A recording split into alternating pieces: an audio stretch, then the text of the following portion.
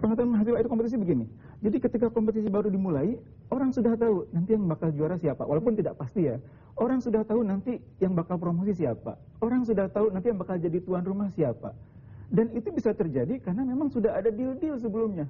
Pak Hengki mungkin bisa menjelaskan nanti mengenai deal-deal semacam Justru ini. saya dari tadi mau tanya nih Pak Hengki. Anda sebagai mantan manajer pengelola, ceritakan pada kita pengalaman Anda dalam berhadapan dengan mafia-mafia persepak bolaan ini. Terima kasih. Begini Bang Anis ya. Jadi pada saat saya menangani sepak bola di tingkat bawah divisi 3 saya manajernya, ini yang terjadi adalah pengaturan dari pengurus provinsi kepada yang bertugas perangkat pertandingan. Nah, misalnya kita bertanding, nah, yang datang ini pengurus provinsi, bahwa Anda sekarang main di Sumeneb misalnya, seperti waktu itu Arif Burkini. Nah ini Anda harus siap sekian, ya kita selesaikan. Kalau enggak, hancur. Ini bukan suap, tapi tradisi yang sudah membudaya yang tidak bisa dihilangkan. Ada tidak Pak dokumentasi dari praktek semacam itu? Yang jelas, yang memang gitu. kasus suap itu memang tidak ada bukti. PSSI pun mesti selalu nantang, seperti Togar misalnya. Silakan buktikan, memang nggak ada itu. Tapi kejahatan itu pasti ada. Tapi kalau uang keluar begitu tidak didokumentasikan Pak? Ya memang itu sudah jadi budaya. Itu budaya. Jadi budaya di PSSI sudah budaya. Apalagi pengurus Provinsi Jawa Timur itu paling jahat se-Indonesia. Yang dipimpin Haruna itu. Paling jahat itu. Ya, semua divisi 3 diperas begitu. Tapi begini Pak, kalau berapa uangnya Anda harus bayar Pak untuk misalnya, waktu itu divisi 3 digulir oleh provinsi misalnya. Digulir? Digulir. Digulir. Yang mau jadi tuan rumah harus setor 25 juta. Sebagai tuan rumah. Kemudian, buktinya apa Pak kalau kayak gitu? Ya? Buktinya apa? Setor bentar, kemudian deklarasi wasit 30 juta. Setelah dibayar, dia tidak mau memberikan kwitansi. Dia cuma memberikan kwitansi, hanya stempel aja. Gimana? Kita yang di bawah harus mem-SPJ-kan itu. Pak Hengki mengalami itu selama kepengurusan atau selama menangani manajer ini tahun 2008. Selama jadi manajer. Menurut pengamatan Pak Hengki hal itu sudah lama atau nampaknya sudah mendarah daging. Mendarah daging. Mendarah daging. Ya, makanya itu rusaknya sepak bola di Indonesia malah sekarang ini merembet kepada pusat akibat Haruna ini. Haruna ini sudah bukan tidak bisa ngurus bola, tapi meres kesana kemari. Loh, Bapak tidak pernah punya inisiatif untuk investigasi, melaporkan. Ini kan merusak. Ada, Bang Nurdin, saya pernah laporan saya fake, ada beliau. Gitu. Saya ini pada waktu bergabung, keseberatan saya mau main di Pasuruan, tanggal 6 Agustus tahun 2008. Ibu saya baru dimakamkan jam 11. Jam 12 datang yang namanya Ali Mustafa, pengurus Jawa Timur. Nanti sore tim Anda main dengan Tasikmalaya. Siapkan 20 juta. Ini apa bukan mafia ini? Ini bukan mafia. Ya, saya bilang nggak ada. Jadi kita dapat gambaran ini bahwa ada problem yang cukup besar dari observasi teman wartawan, kemudian ada pengalaman empiris dari mantan pengurus. Sekarang yang ketua PSSI-nya ini, Pak Nurdin Halid. Pak Nurdin kan tentu menyadari ada problem ini. Atau menurut Pak Nurdin baru informasi tadi? Enggak, sudah tahu sebelum.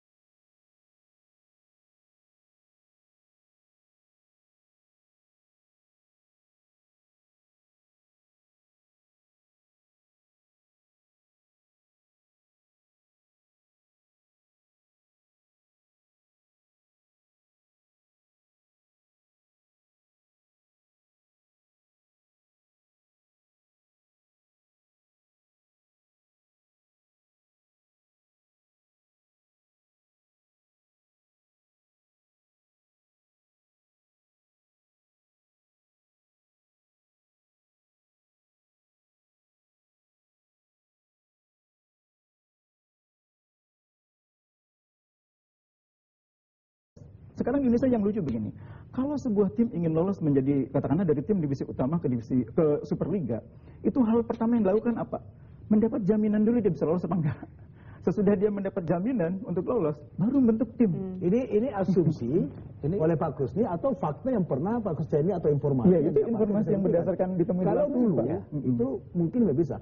Kalau sekarang terlalu sulit orang melakukan itu karena saya telah menciptakan format kompetisi yang begitu berjenjang. Baik dulu 2 tahun 3 tahun yang lalu selalu dipersoalkan sistem degradasi. Nah sekarang Pak Anies ini kita telah membuat format kompetisi yang diputuskan dalam Kongres, di mana format kompetisi ini secara sistem terlalu susah orang untuk menjanjikan sesuatu bahwa misalnya dengan format kompetisi sekarang bahwa kamu bisa ke tidak terdegradasi. Upaya pasti ada, tetapi untuk memastikan seseorang di pengurus PSSI bahwa ini pasti bisa terjadi itu sulit. Ya, Anda bisa jelaskan itu? Iya sulit, mungkin iya sulit, tapi faktanya ada gitu ya. Jadi sebuah tim, apa saya katakan tadi bahwa sebuah tim sekarang ini yang lucu, ketika mereka membentuk tim dan punya target untuk lolos, maka yang pertama kali dilakukan adalah mencari kepastian apakah bisa lolos atau tidak. Dengan cara misalnya menghubungi sejumlah oknum. Pak Nurdin tadi bilang oknum ya, saya setuju oknum yang memiliki pengaruh besar di pusat di Jakarta. Sesudah ada jaminan dari oknum bahwa akan ada akses untuk menuju untuk promosi ke Superliga atau ke divisi utama kalau dari divisi 1, baru membentuk tim yang kuat. Tapi kalau tidak ada jaminan seperti itu, ya untuk apa? Saya pikir itu hanya asumsi, ya. Sekarang saya katakan bahwa sistem sekarang misalnya seperti ini. Kalau dulu yang dikatakan Pak Kusni tadi bahwa tuan rumah itu susah menang. Ya. Kompetisi kita sekarang ini, tuan rumah itu sudah sudah tidak bisa lagi dipastikan bahwa dia bisa menangkan pertandingan aja. Contoh kemarin Persija melawan Persipura. Di mana sekarang pertandingan itu tuan rumah itu sudah bisa kalah. Gitu. Nah itu kan berarti ada perbaikan, ada ini. Tapi saya tidak menafikan kalau memang Pak Kusni ini misalnya lepas acara ini bisa memberikan fakta-fakta. Apalagi aku udah katakan pengurus di pusat ya. Tapi saya senang begini Pak Nurdin begini.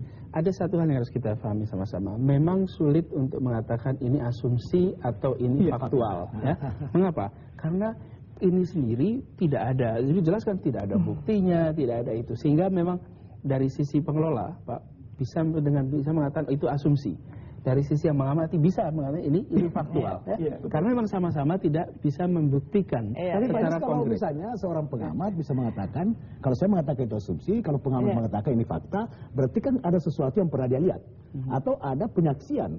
Atau ada pengakuan baik, seseorang. fakta atau bukan, tapi kita rasakan. Kita harus jeda pariwara dulu, pembahasannya kita lanjutkan lagi di segmen berikutnya. Pemirsa tetaplah di Save Our Nation. Ya, pemirsa, terima kasih Anda masih setia di Save Our Nation. Dan Mas Anies, kalau tadi kita sudah membicarakan masalah suap menyuap, pengaturan skor dan sebagainya, mungkin perlu disorot juga mengenai akuntabilitas dari manajemen keuangan di persepakbolaan Indonesia ini juga ya. Betul, dan itu harus kita lihat lebih jauh. Artinya ketika kita menyaksikan ada dugaan-dugaan pengaturan, ada praktek-praktek, dugaan praktek korupsi di tubuh PSSI, itu secara kebetulan dalam konteks ini Pak Nurdin Halid itu sempat juga diadili di pengadilan karena kasus korupsi, kemudian sempat mengalami ditahan di penjara Pak ya, karena kasus korupsi. Ini pertanyaan untuk Pak Nurdin. Dengan PSSI yang sudah potretnya ini jelek ini Pak, karena ada soal tudingan mafia, pengaturan, ketuanya juga koruptor. Ditahan oleh itu. Apakah dengan Pak Nurdin bertahan di PSSI menambah citra negatif untuk persepakbolaan kita? Yang pertama saya katakan bahwa saya membantah statement Pak Anies yang mengatakan potret PSSI jelek. Karena yang mengatakan itu adalah sebagian oknum mass media yang punya kekuatan vena.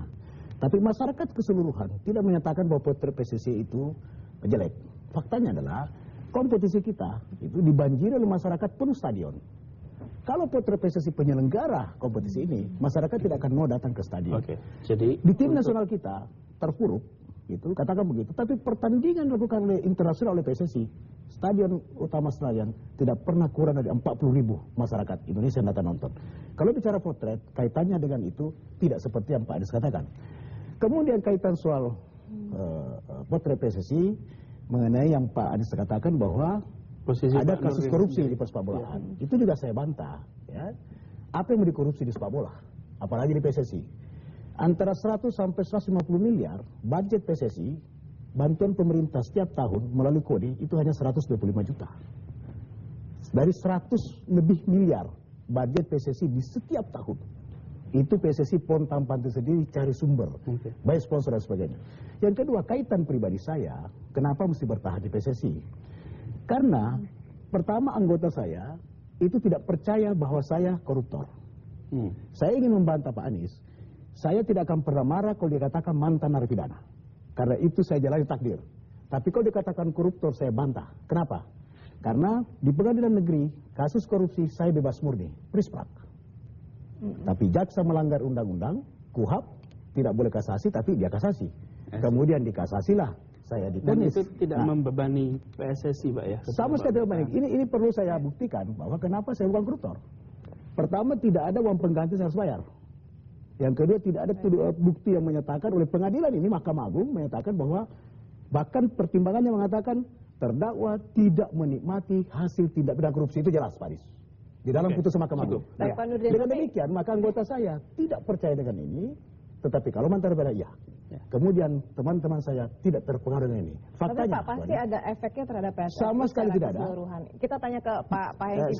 Saya sampaikan dulu. Dampaknya dari ini kan harus dibagi, Pak ya. Kalau enggak, bukan. Ini supaya tuntas dulu ya. Soal tadi kan Pak Anies bagus pertanyaannya. Apakah ini ikut serta membuat citra PSSI buruk? Ini kan perlu tuntas jawabannya, ya kan? Kita sudah dengar 3 bulan setelah itu, 3 bulan setelah itu dilakukan kongres PSSI di Makassar. 3 bulan setelah itu pesertanya 1.000 orang. Tidak satu pun yang mengatakan kepada seorang Nurdin Halid, Pak Nurdin Anda pernah dipenjara, jangan lagi urus PSSI. Ya, tapi mungkin kalau hal-hal yang baik dikatakan depan orang, tapi mungkin yang buruk tidak begitu.